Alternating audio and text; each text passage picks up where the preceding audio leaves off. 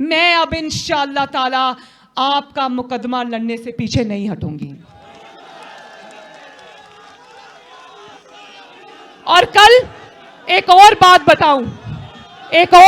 बताऊं, आपको पता है जब कल मैं एहसन इकबाल साहब के घर से निकली, कल जब मैं देखो सुनने वाली बात है, सुने, जब मैं एहसन इकबाल साहब के घर से निकली तो मेरे पीछे आईबी की और एजेंसीज की 4-5 गाड़ियां लग गईं।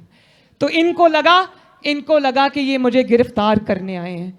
तो मेरी सिक्योरिटी ने मुझे कहा कि मरियम बीबी गाड़ियां आसपास मंडला रही हैं, तो शायद ये आपको गिरफ्तार ना करने आए तो रास्ता बदलें। मैंने कहा रास्ता भी यही होगा, गाड़ी भी यही होगी, करना है तो करो गिरफ्तार। अवाम को ये पता चले, मरियम नवाज को करो गिरफ्तार, ख्वाजा आसिफ को करो गिरफ्तार। अवाम को ये पता चले कि ये डरपोक आजम की टांगे कांप रही हैं।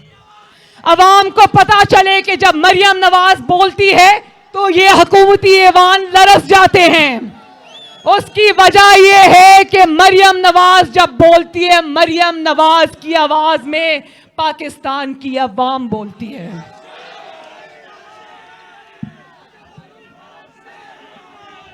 और फिर एक मिनट, और एक और बड़ी ध्यान से सुनने वाली बात है। कहता है कि अपने तर्जुमानों का इजलास, हम इसको कहते हैं अवाम, ये कहता है नहीं फौज। हम इसको कहते हैं महंगाई, ये कहता है एक पेज। तो मैं एक बात बताऊं, ये महंगाई पे अपने तर्जुमानों का इजलास नहीं बुलाता। ये LNG की जो इन्होंने बर्बादी की है उस पर तर्जुमानों का इजलास नहीं बुलाता। ये इजलास बुलाता है तो ये कहने के कि जितना डट के झूठ बोल सकते हो बोलो। लेकिन तुम आज तर्जुमानों की फौज, जफर मौज, मरियम नवाज एक स्पीच करती है तो 48 आवर्स 48 घंटे इनकी दौड़ें लगी रहती हैं। तो मेरी बात सुनो कि तुम टीवी पर ये कहोगे टीवी पर कि बहुत अच्छे हालात हैं, तो क्या अवाम बेवकूफ है? जिस अवाम के घर में ना रोटी है, ना गैस है, ना नौकरी है, ना कारोबार है, तुम टीवी पर जब बोलोगे वो कहेंगे कितने डिटाई से ये झूठ बोल रहे हैं। मरियम नवाज बोले ना बोले, पाकिस्तान के 22 करोड़ अवाम कह रहे हैं, टीवी देख तो कहते हैं किस डिटाई से झूठ बोल रहे हैं। जितना ये टीवी पर आएंगे और झूठ बोलेंगे हमारा उतना फायदा है, क्योंकि ये अपने आप को खुद एक्सपोज करेंगे। और ये कहता है कि फौज के खिलाफ किसी को बोलने नहीं दूंगा, मुकदमात बनाऊंगा। हाँ, फौज के खिलाफ कोई नहीं बोलता, ध्यान से इधर बात सुनो। फौज के खिलाफ हम नहीं बोलते, फौज हमारा इदारा है। फौज के खिलाफ अगर मुकदमा बोलने पर मुकदमा बनाना है तो इमरान खान की 10-12 साल पहले की जो वीडियोस हैं वो सारी हम अदालत लेकर जाएंगे।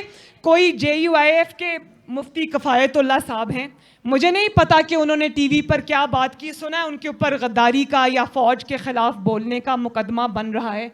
अगर उनके खिलाफ मुकदमा बनेगा तो 22 करोड़ अवाम ये मुतालबा करेंगे कि इमरान खान जिसकी वीडियोस से पाकिस्तान का सोशल मीडिया भरा पड़ा है, उन वीडियोस की बुनियाद पर इमरान खान पर भी फौज के खिलाफ बोलने का मुकदमा बनाया जाए। तुम किस मुंह से कहते हो कि हम फौज के खिलाफ बात करते हैं? एक मिनट, तुम किस मुंह से कहते हो कि नवाज शरीफ फौज के खिलाफ बात करता है? नवाज शरीफ तो वो वजीर आजम है, जब उसका दौरे हुकूमत था तो मुल्क खुशहाल था, मुल्क के पास पैसा था। 2 जंगें लड़ी हैं उस दहशत गर्दी के खिलाफ जिसका तोहफा ये डिक्टेटर मुशर्रफ पाकिस्तान को देकर गया था। ज़र्ब-ए-अज़्ब लड़ी और रद्दुल फसाद लड़ी। जब नवाज शरीफ ज़र्ब-ए-अज़्ब लड़ रहा था अफवाज पाकिस्तान के साथ, रद्दुल फसाद लड़ रहा था, तो अरबों रुपए की तिजोरियों के उसने मुंह खोल दिए थे। उसने कहा था ये मुल्क से दहशत गर्दी का खात्मा होगा, पैसों की फिक्र ना करना, क्योंकि वो मुल्क में पैसे जनरेट कर रहा था, इकॉनमी चल रही थी। और जो सियाचिन पे और सरहदों पे खड़ा फौजी था उसको भी तसल्ली थी कि अगर आज मैं अपने पाकिस्तान और अपने वतन के दिफा के लिए सरहद पर खड़ा हूं और कुर्बानियां दे रहा हूं तो मेरे घर में मेरा जो बच्चे हैं उनकी फीसों के लिए पैसे हैं। उसको पता था कि अगर आज मैं महीनों वहां पर खड़ा हूं तो मेरे घर का चूल्हा जो है वो जल रहा है।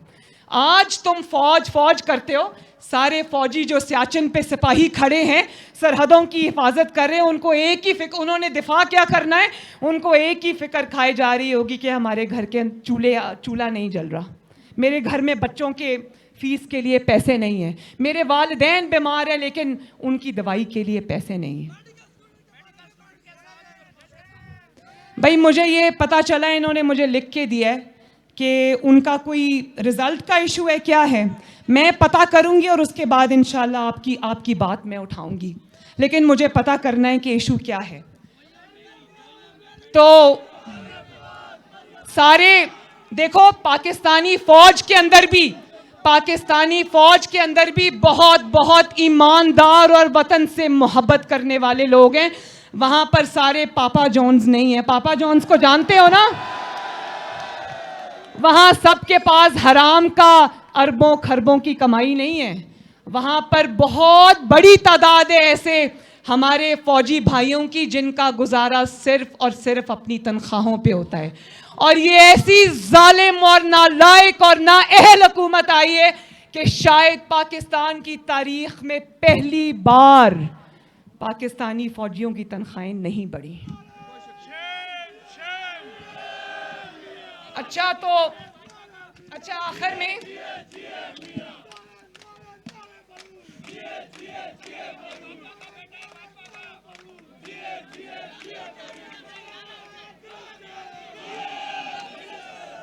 आखिर में मैं कश्मीरी भाइयों को, अपने आज़ाद कश्मीर के भाइयों को और आज़ाद कश्मीर की मुस्लिम लीग नून को सलाम पेश करना चाहती हूँ कि आपने नवाज शरीफ के नज़रिए का, अपनी जमात का झंडा और परचम सरनगून नहीं होने दिया। मैं ये भी जानती हूँ कि 5 साल हुकूमत में रहने के बाद, एक सेकेंड, 5 साल हुकूमत में रहने के बाद अवाम और वर्कर नाराज हो जाता है, तो मेरी पाकिस्तान मुस्लिम लीग नून कश्मीर से ये गुजारिश होगी कि वर्कर्स की और कारकुनों के सारे जो प्रॉब्लम्स हैं, इश्यूज हैं, उनको हल किया जाए, कारकुन को इज्जत दी जाए, कारकुन को एहतराम दिया जाए। और इंशाल्लाह अब इलेक्शन आ रहे हैं ना, आजाद कश्मीर का अब वोट, एक सेकेंड, वोट को इज्जत दो का नारा लगाया है ना, 1 मिनट, अब वोट को इज्जत और वोट पे पहरा देने की बारी आजाद कश्मीर की है। और इंशाल्लाह मैं आपसे वादा करती हूं कि आपकी आजाद कश्मीर की मुस्लिम लीग नून की कैंपेन आपकी बहन और बेटी मरियम नवाज लीड करेगी इंशाल्लाह ताला।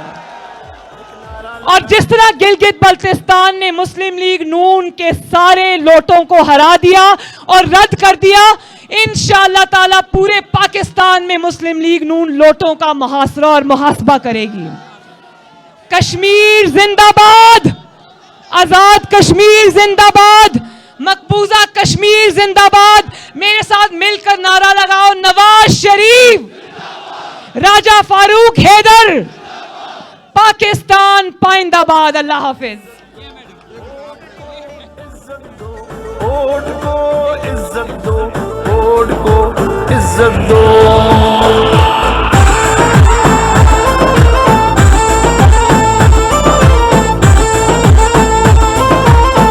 और एक मिनट, ये इस्लामाबाद से आदिल गिलानी साहब, इस जाली हुकूमत को एक पेज पे होने के बावजूद शिकस्त देकर जीते, इनको मुबारकबाद दो। तो इस्लामाबाद में शेर आ गया, अब पूरे पाकिस्तान और आजाद कश्मीर में भी शेर आएगा इंशाअल्लाह। जिंदाबाद, शाबाश।